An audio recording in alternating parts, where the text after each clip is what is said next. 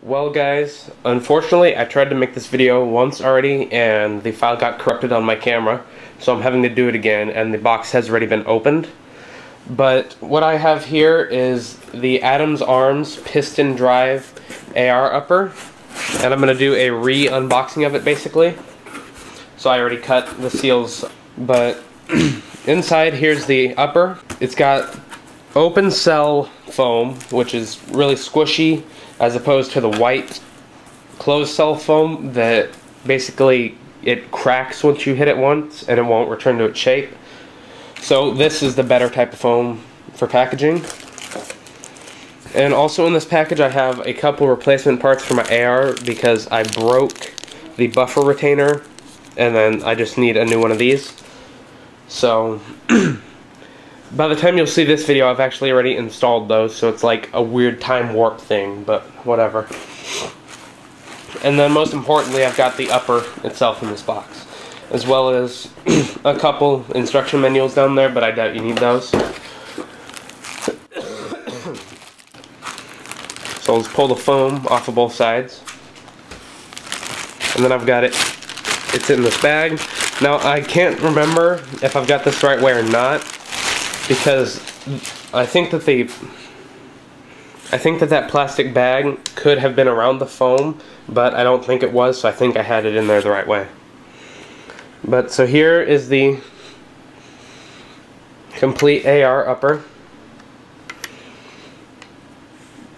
As you can see on the gas block and on the top, this is Adams Arms. I can't remember if I mentioned it already. But this is a completed upper, which means that it comes with not only the barrel and the chamber and everything, but also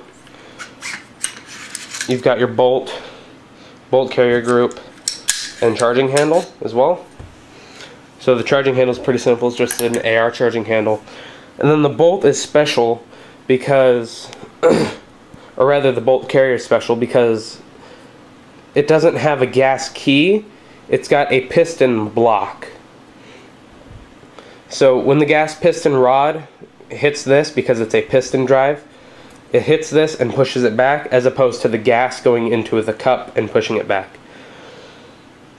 Now, I chose the piston just because I've heard that it's more reliable, and I just kind of prefer my guns to be as reliable as possible, because in the ranges that I shoot at, being outdoors in Arizona, they get really dusty out there, so I'd prefer not to have it jamming up on me. So what I'm doing now is pulling off the front hand guards so that I can show you the piston system.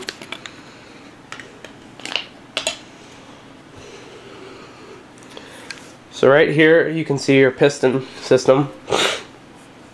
Up front you've got the gas block around the barrel. You've got your piston rod that goes back into the receiver. And I'm just going to take this out real quick. So this is your gas level settings. You push down this little pin right there, and that lets you turn it.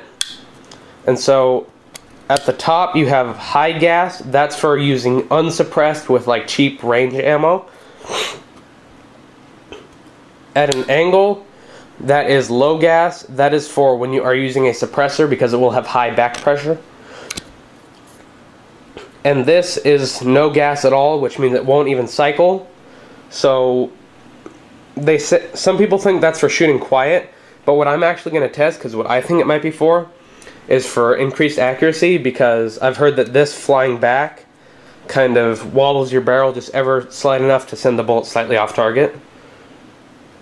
So I'm going to do a test on that and see if that does anything to your accuracy, but I'll mostly be using it at full gas.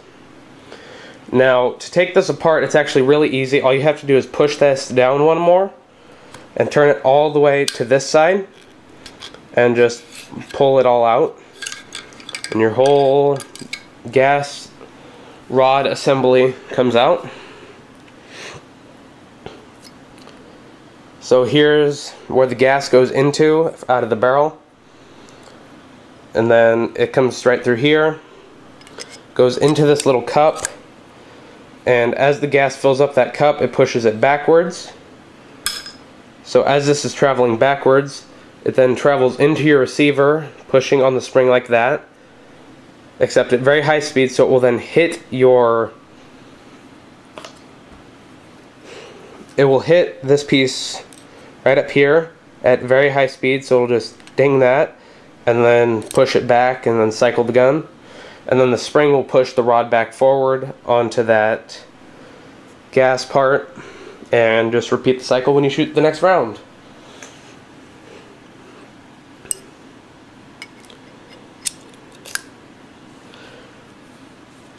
So yeah, that's how these work. And then to put it back together, all you gotta do is slide the rod in through here.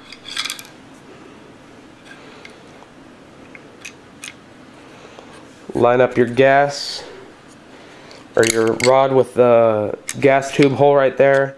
Make sure everything lines up, make sure it goes into your receiver. And then come back up front, turn it all the way to there, and then just push your button down again. And rotate that, and it'll lock back into place. And then you can just put your grips back on, and it'll be working fine. So now what I actually need to do is basically go back in time and install those replacement AR parts so that I can put this on my lower and show you guys what that looks like. So now I'm gonna go time travel and fix my AR lower. So I'll be right back. Well guys, I'm back from my trip to the past, and I've got my lower fixed. So now the buffer's in there where it belongs, and I've got my upper right here. And I'm just going to push these pins through and put the upper on.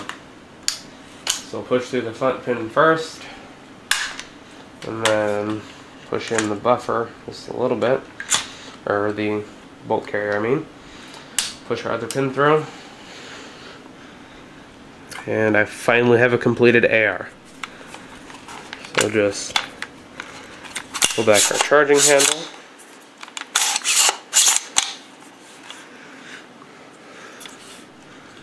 And I'll lock her open for you. And one thing I noticed while I was taking my trip to the past was that I forgot to mention that this is the mid-length one, because they make it in both a carbine length and a mid-length. Now, that doesn't really have anything to do with the gas systems, because it's not even really a gas system, it's piston driven. But that does mean how long the front grip is going to be and how far forward the gas block will be and stuff. So it does kind of matter. But as far as the whole reliability, as far as a carbine length gas system is not as reliable as a mid-length gas system, I'm not sure if that will apply to pistons because it's a different system, so you'd have to do your own research on that. But I got the mid-length because I just like having my hand a little bit farther out on the front grip, and just a little bit more expandability if I put a quad rail on there or something. So it's just nice to have. But anyways, hopefully I'll get to take this thing out to the range soon and make you guys some range videos. So yeah guys, if you enjoyed the video, please click the like button, and also leave me a comment letting me know what you thought about the video. If you want to see more of my videos, please do click subscribe. Thank you for watching, and I will see you guys later.